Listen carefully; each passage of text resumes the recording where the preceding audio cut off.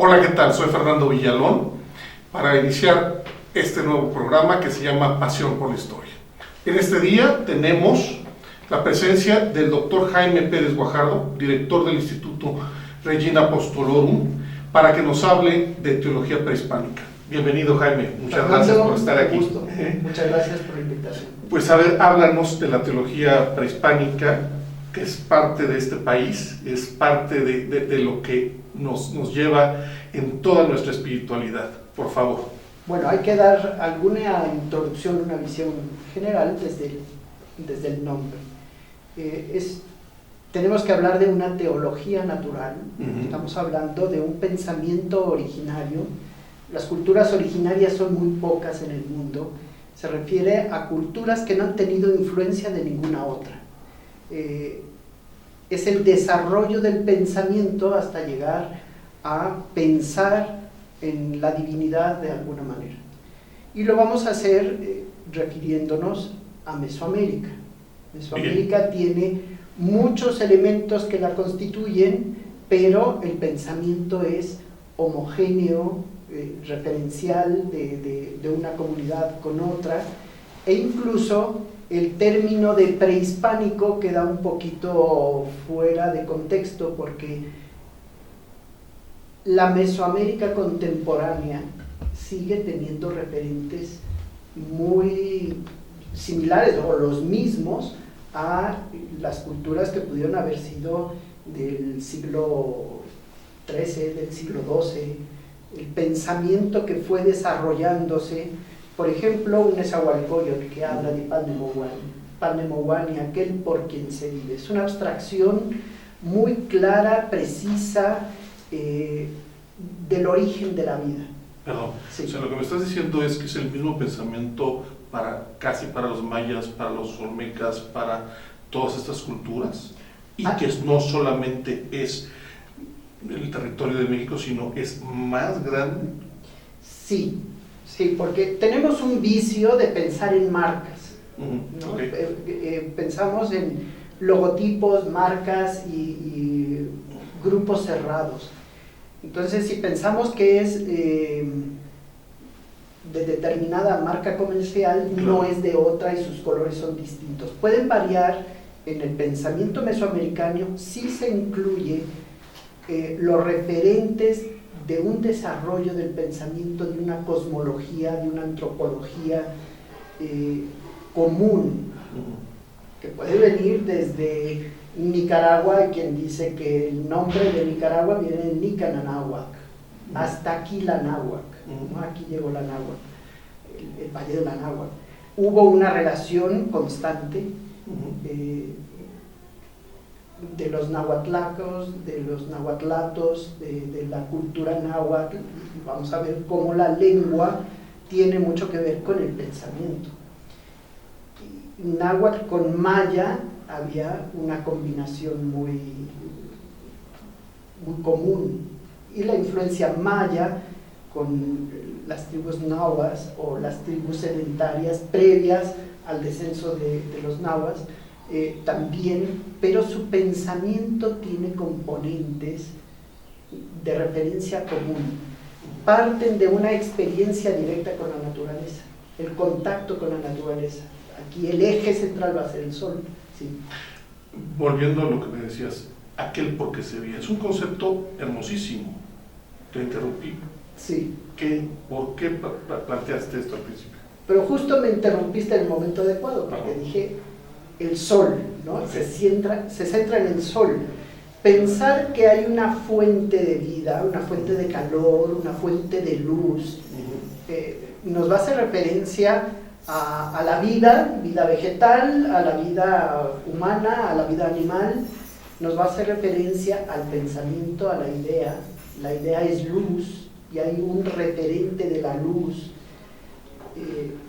Curiosamente, el mismo sol que daba la vida a los egipcios, que veneraban los egipcios, era el sol que iluminaba y vivificaba a los pueblos mesoamericanos. El mismo sol nos iluminaba, nos calentaba. Y ellos lo reconocieron. ellos lo vieron. Entonces empezaron a generar una cultura en torno al sol. El sol es un referente cosmológico, en el sentido de conocimiento de todo aquello que no sea el hombre, que no sea Dios. Todo eso sería lo ordenado, es un término griego, pero que nos ayuda a entenderlo todo. Entonces, el referente principal va a ser el sol, y a partir del sol se puede poner una estaca y ver cómo hay el movimiento de un día. Y la estaca ya después se convertirá en los calendarios o en los relojes solares, por ejemplo, de los conventos del 16. Ahí hay relojes solares. Pues la misma lógica tuvieron los mesoamericanos, y con una estaca podían ver ellos el movimiento de Kin. Kin en maya se refiere al sol, se refiere también a la jornada. El calendario se divide, la unidad métrica es el kin. Un kin es una jornada, un dominio solar. Y el jefe, el señor, va a ser Kinich. Kinich Ahau Pakal, el señor Pakal, el gobernante Pakal. Esta relación del astro, la jornada y el señor es muy importante, pero lo podemos ver en otro momento. Ahora estábamos viendo cómo este principio solar nos marca primero una jornada. Con el tiempo ellos no tenían internet, no estaban distraídos ni con cine, ni con teatro, ni con nada. Su gran panorama de noche era el cielo, un cielo estrellado, cuajado de estrellas, como hace años que no vemos. Que tenemos que hacer una expedición especial para lo que ellos veían cotidianamente. Entonces sí, es evidente cómo los mayas tienen fama de grandes astrónomos. Tenían estas visiones, sesiones de ir midiendo el movimiento, y se ve en los edificios, los observatorios, por ejemplo, cómo están alineados con el Sol, con Venus. Una puerta puede estar iniciada en el solsticio y terminada con la distancia mayor de Venus, cómo va a llegar, y queda el margen de la puerta para un observatorio lunar. Todo esto se llega por esta estaca. La estaca puesta al centro, que durante un periodo de un año, ahora lo identificamos con facilidad, pero nosotros sabemos que va a haber los solsticios, los equinoccios, los solsticios, y ellos midieron todo ese movimiento y vieron cómo se trazaban dos líneas, la de, ahora vemos movimiento de rotación y el movimiento de traslación, pero ellos con el estudio sistemático fueron viendo y midiendo todo esto, de tal manera que las edificaciones no son geométricas, son heliométricas. ¿Esto es? Es decir, la referencia no es la Tierra. No hay una medida por la Tierra, sino una medida por el Sol. Y esto genera una magnanimidad en las construcciones.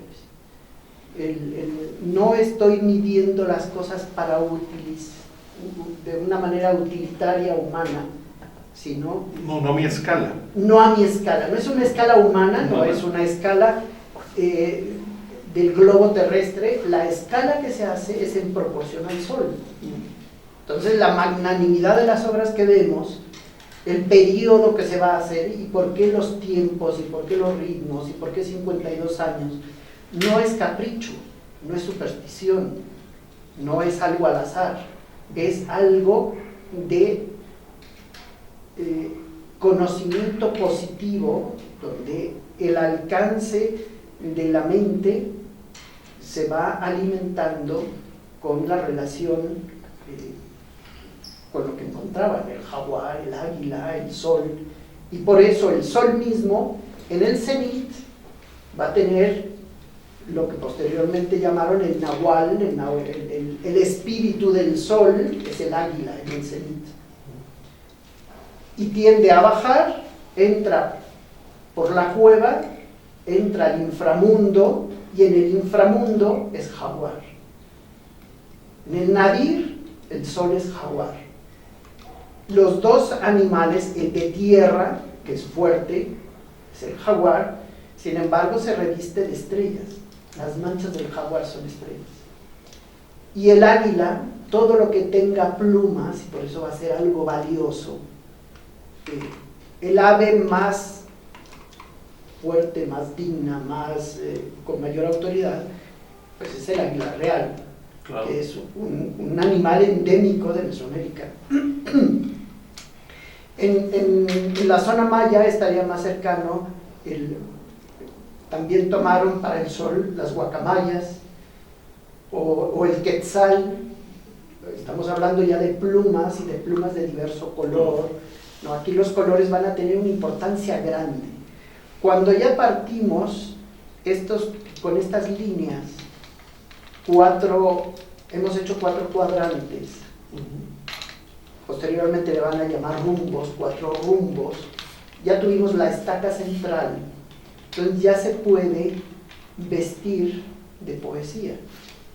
Poéticamente le podemos llamar a esta estaca la ceiba, la gran ceiba. Es una ceiba central donde el axis mundi sostiene la bóveda celeste. La bóveda celeste, cuajada de estrellas, la conciben como cada estrella una espina de hielo.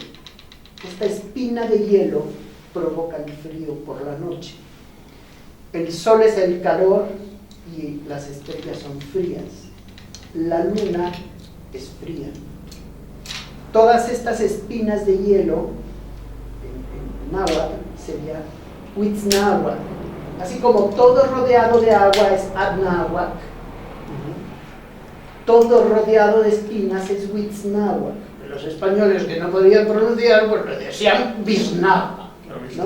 Entonces vemos una biznaga que es el plato o la olla verde, la olla estelar que cubre un plato cuadrado verde.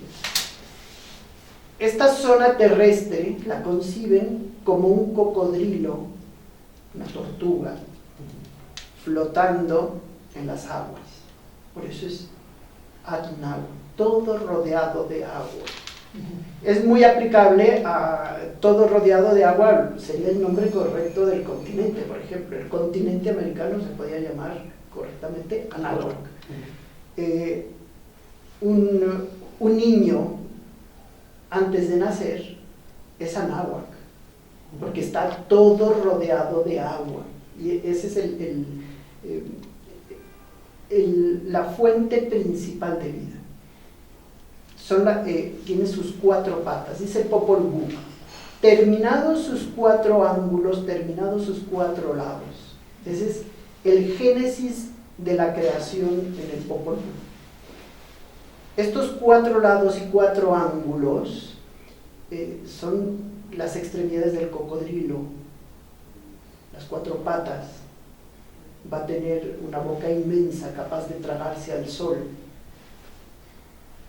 Entonces, ese es el ciclo de la vida, donde entra y sale el sol, y en el vientre del animal es la tierra donde vivimos. Esta tierra plana, donde Nezahualcóyotl diría aquí, solo entre flores te buscamos.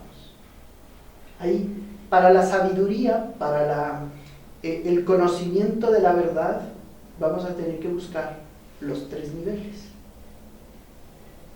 En el nivel de la tierra, Tlactipac, en náhuatl, solo como entre flores te buscamos. Todo es móvil, todo es... sabemos que hay algo de verdad, pero no lo encontramos, lo buscamos. Pero cada flor, así como la estaca, tiene un sustento. Esa es la raíz, Nelly, o el Nelly, la mera verdad, ¿no? Pero cada flor tiene su Nelly, su raíz. Entonces tiene un eje, la flor, una raíz, y esa raíz es una verdad particular que hay que buscar en el inframundo. y al mismo tiempo encontramos que hay una referencia solar de donde viene la vida completa. La corola de la flor nos señala o nos recuerda la presencia del sol. Esa es la verdad completa. Aquí solo entre flores te buscamos y en la raíz tenemos las verdades particulares. Entonces sí hay una capacidad de llegar a abstracciones muy ricas. Aquel por quien se vive, siendo el sol, de ahí nos viene el calor, de ahí nos viene la luz, de ahí nos viene esta iluminación que nosotros, como Tonali, podemos participar. Tonali es una participación solar en lo particular del ser humano y que tiene una relación directa con el cabello. Son como los rayos solares nuestros cabellos, y por eso cuando un guerrero prende del cabello al cautivo, lo hace cautivo, le toma el tonal, se posesiona, lo hace suyo, lo integra, de tal manera que el hacer al sacrificado es mi propio corazón el que ofrezco, porque él ya es mío. Algo se puede entender con las asociaciones, por ejemplo, es alguien, asociaciones contemporáneas, ¿no? Ya está inscrito en la asociación, ya habla a nombre de la asociación y el delito que comete lo comete la asociación, ¿no? O el partido político, cualquier agrupación humana pero esto ya lo tenían ellos. Pitarch es un investigador de la Complutense, escribe un artículo muy interesante que se llama Los dos cuerpos mayas. Los dos cuerpos mayas se refiere al cuerpo presencia, que en resumen es lo que encontramos en la tumba de Pacal. Todo lo que está ahí, y de ahí entendemos una expresión popular que naturalmente nos suena como equivocada, ¿no? Es suyo de él. Sí, pero a ver, si es que es suyo, pues es suyo de él, porque claro, tienes que hacer la reiteración. Sí es necesario en pensamiento mesoamericano, porque incluso en los posesivos hay posesivo mío, tuyo, suyo, de ellos, pero también hay lo de la gente. Eso no lo tenemos en castellano, no sabría cómo decirlo, pero es lo que pertenece a todos, a la, ¿no?, comunidad. Sí, un parque, el Teopan, la zona, el terreno, el Teopan, el terreno sagrado, pues es de la gente. Eso es tuyo, sí es tuyo, pero también es mío, y es de él, pero no es suyo de él. Es suyo, pero no es suyo de él, es suyo nada más. Claro.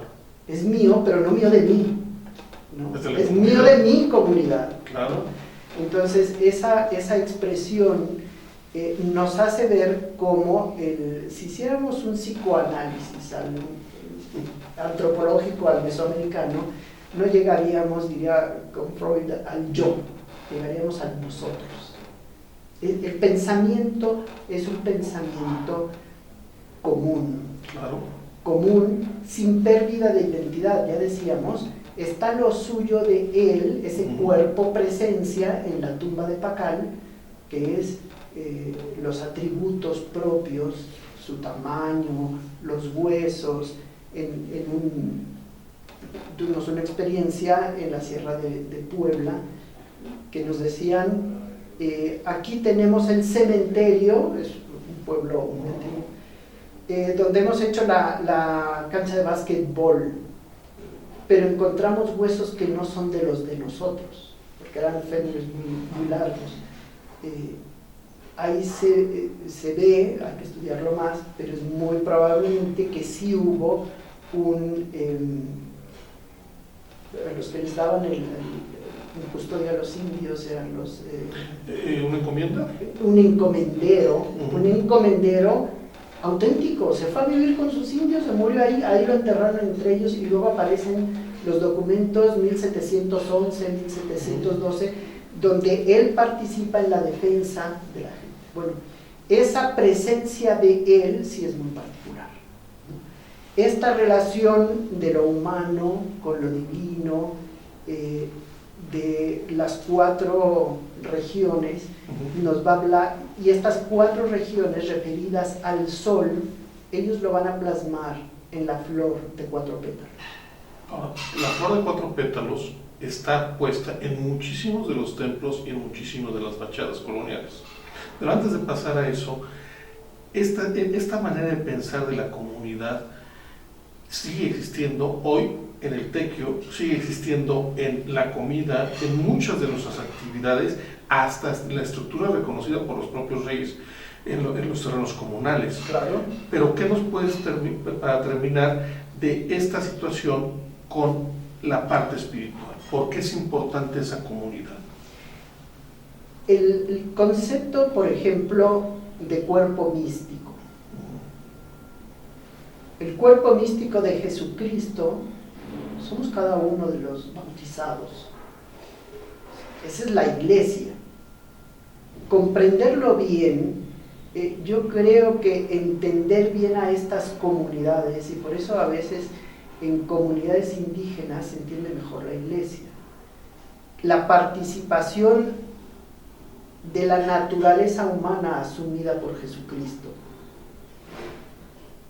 Esa naturaleza humana asumió toda la naturaleza humana. Es un nosotros. Y en el Padre Nuestro que nos enseña Jesucristo, dice, Todatsin, nuestro papacito, nuestro, no es Padre mío. El mismo Jesucristo nos enseña a hablar en plural.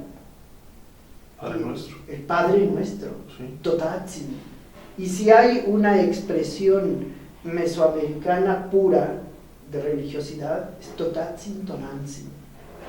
Nuestro papá, papito, o si a un niño le enseño un crucifijo, digo, ¿quién es? Papá Diosito. Claro. Esa es la expresión mesoamericana más clara y más antigua.